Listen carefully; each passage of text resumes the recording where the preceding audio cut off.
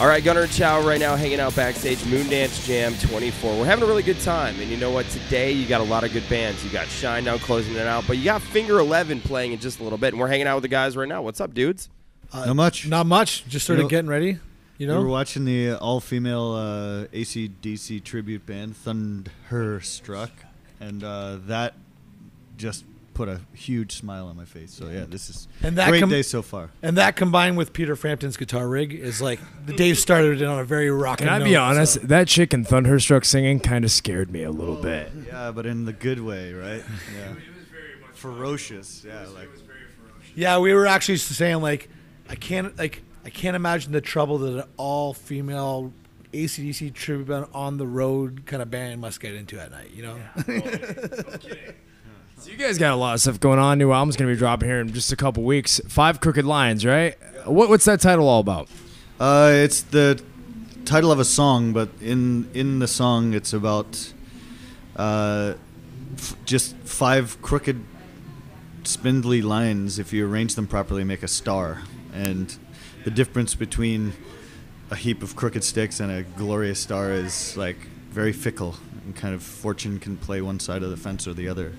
So it sort of builds around that idea as the lyric, and then yeah, the whole album is just like I'd say 5 Crooked Lines is sort of like at the heart of what the record is too. It's got this big beefy low tuned riff thing, growly, like scarier than the singer of Thunderstruck. I gotta say that's like the most thought out. That's like the most thought out album title ever. You know, a lot of bands put out albums and they call it, you know, Destruction and things like that. You know, Smell the Glove. Yeah, Smell the Glove. You guys really, that's awesome.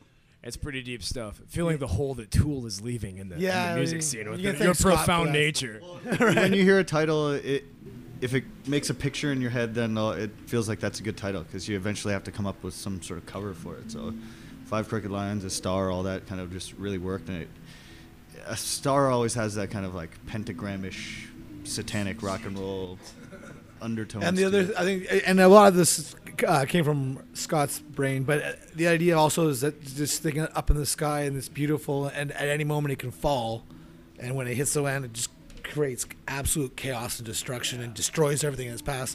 To turn that planet into a star that shines bright, and then eventually will fall again, and it's an ongoing process. So it's a pretty deep thing, but it applied to the philosophy behind the record and the band and our experience in our career of just like how you know, fame and all this stuff is it's a very fickle thing, and it's never guaranteed to stay there no matter how bright it shines in the moment, you know. So it's cool. Damn, that is some pretty awesome stuff, you guys. How many new songs you busting out tonight? You gonna do any? The set's like probably half and half. Yeah, we're so stoked about the new stuff that we're probably playing more new stuff than we traditionally would do because people haven't heard it. But who gives a shit? Like we're so stoked about it. So people here just want to have fun. Yeah. We're playing this stuff with like an energy level that it's enough to translate from a crowd, even though they don't know the song. So. Yeah, but you know what? That's really cool because, you know, as music fans like we are, we love when bands come out and, you know, they got a new album coming out and they're excited about their new stuff, and we haven't heard it. So that's the best opportunity, I think, to really see that live. Yeah, you know what? We were just talking about the other day. I don't think even in our own band's career we've ever had this kind of like lead up where we're out on the road this long playing these songs for brand new people. It's really reminiscent of the very beginning of our career when we came out and we had everything to prove and no one knew what we were bringing to them until it was in the moment.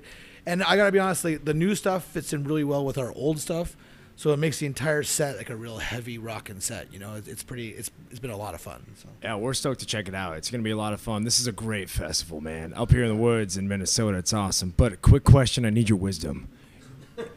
Is a Slipknot shirt a little too vicious for a Peter Frampton concert? I think that's the point of a Slipknot shirt, right? It's supposed to be. Yeah. Whatever, dude. I'm wearing a jean vest with spikes on it. What do I know? What's up, Halford over here? Jesus. Dude, did you ride on here on your bike with your boyfriend or what, man? No, man, we're stoked for the show. Can't wait for the new album. Already heard some of the music off of it. We got it sent to us. Dig it a lot, so we're looking forward to all of it. Good catching up with you guys, man. Yeah, very cool. Thanks for talking to us, man.